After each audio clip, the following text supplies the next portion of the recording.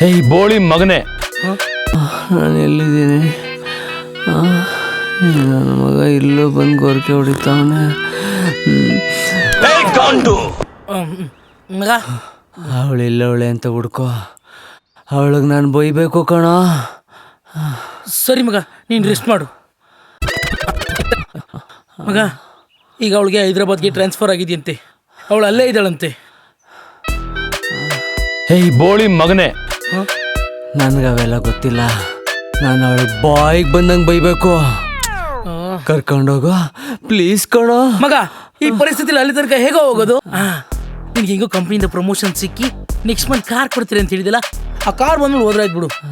ಏಯ್ ನನಗವೆಲ್ಲ ಗೊತ್ತಿಲ್ಲ ಕಣೋ ಲೋಪಾರ್. ಈ ಪರಿಸ್ಥಿತಿಲಿ ನನಗೆ ಕಾರ್ ಓಡ್ಸೋಕ್ಕಾಗತ್ತಾ? ಹೋಗ್ಲಿ, ನನಗೆ ಕಾರ್ ಓಡ್ಸೋಕ್ಕೆ ಬರುತ್ತಾ?